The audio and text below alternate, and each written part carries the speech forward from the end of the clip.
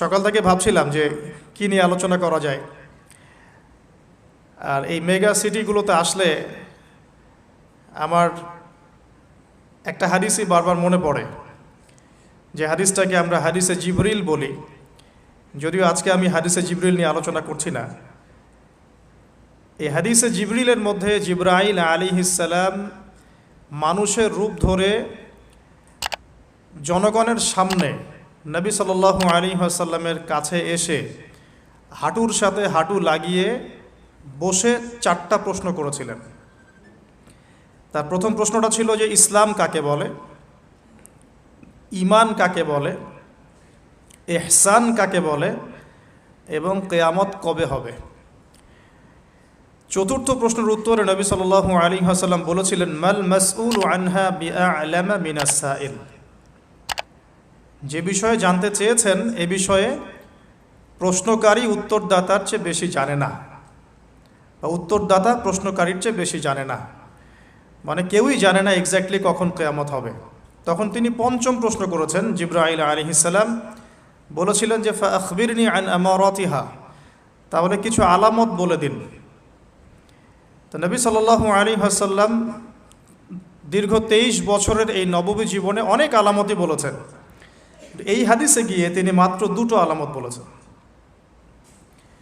এক, আনতালিদাল আমাতু রাব্বাতুহা, যখন দেখবে দাসী তার মনিবকে জন্ম দিচ্ছে। দাসী তার মনিবকে জন্ম দেওয়ার অর্থ হচ্ছে সমাজে ন্যায় অন্যায়, হক বাতিল, সত্য মিথ্যা, ভালো মন্দের মানদণ্ড উল্টে যাবে। কারণ দাসী কখনো মনিবকে জন্ম দেয় না, এটা উল্টা বোঝানো হচ্ছে। আর আমরা এখন আখিরুজ্জামান নিয়ে স্টাডি করলে তাই দেখি, এ যুগে সত্য মিথ্যা হয়ে যাচ্ছে, মিথ্যা সত্য, হক বাতিল হয়ে যাচ্ছে, বাতিল হক হয়ে যাচ্ছে, ন্যায় অন্যায় হয়ে যাচ্ছে, অন্যায় ন্যায় হয়ে যাচ্ছে। হক এবং বাতিলের চিরায়ত মানদণ্ড যে কোরআন এবং হাদিস, আল্লাহ রাব্বুল আলামিনের ঐশী গ্রন্থ, এই কনসেপ্টটাই বেশিরভাগ মানুষ গ্রহণ করতে চাচ্ছে না। এর আরও ব্যাখ্যা হতে পারে, দাসী সত্যি সত্যি মনিবকে জন্ম দিতে পারে, যেটার জন্য আমরা যদি সিঙ্গাপুরের মতো কান্ট্রির দিকে তাকাই তাহলে বুঝতে পারবো কীভাবে দাসী তার মনিবকে জন্ম দিচ্ছে। আমি আজকে ব্যাখ্যা করছি না। আরেকটা অর্থ হতে পারে সত্যি সত্যি পিতামাতার সাথে দাস দাসীর মতো আচরণ করা হবে। বর্তমান সমাজে কিন্তু এটাও হচ্ছে। আরেকটা আলামত নবী সাল্লাল্লাহু আলাইহি ওয়াসাল্লাম বলেছিলেন এই হাদিসে, আনতারাল হুফাতাল উরাতাল আলাতা রিয়া আশ-শাই ইয়াতাতাওয়ালুনা ফিল বুনিয়ান, যখন তুমি দেখবে সমাজের সবচেয়ে নিম্ন শ্রেণীর, নগ্ন পায়ের, খালি গায়ের, রাখাল শ্রেণীর মানুষেরা উঁচু উঁচু অট্টালিকা নির্মাণের প্রতিযোগিতায় ব্যস্ত থাকবে, ফান্তাজিরিস সাআ, তখন কিয়ামতের অপেক্ষা করতে থাকো। বর্তমান বিশ্বকে এই হাদিসের আলোকে ব্যাখ্যা করার কোনো অবকাশই নাই। এখানে শিক্ষিত মহল সবাই জানেন কি হচ্ছে এখন বিশ্বে। যাই হোক, তো ভাবছি কি নিয়ে কথা বলবো। তো তখন ভাবলাম আপনাদের সাথে আজকে একটু গল্প করব। আজকে গল্পটা হচ্ছে কোরআনের পাতা থেকে, কোরআনের যে পৃষ্ঠাগুলো আছে এই পৃষ্ঠাগুলো থেকে কয়েকজন মহামানব সম্পর্কে আলোচনা করবো ইনশাআল্লাহ। এই আলোচনাটা জরুরি এই কারণে যে আমরা বেশিরভাগ মানুষ এই ফার্স্ট লেন অফ লাইফের মধ্যে এসে গতানুগতিক জীবন অভ্যস্ত হয়ে পড়েছে। গতানুগতিক কেমন?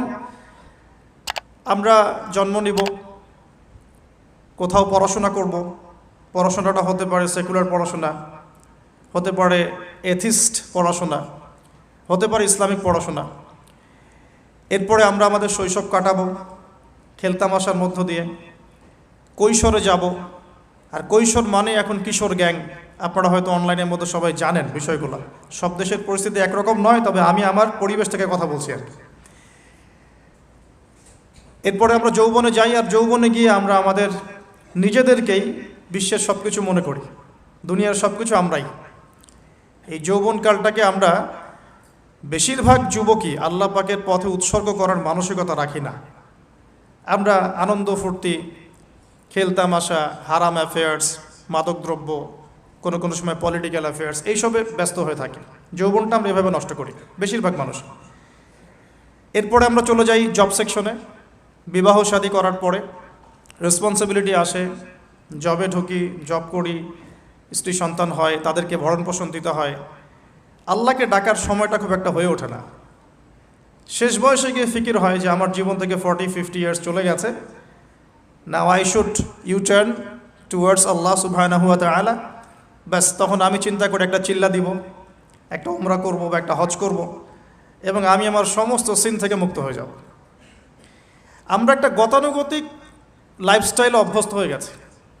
সকাল থেকে শুরু করে রাত পর্যন্ত ম্যাক্সিমাম মানুষের চিন্তা এখন বস্তুবাদিতা।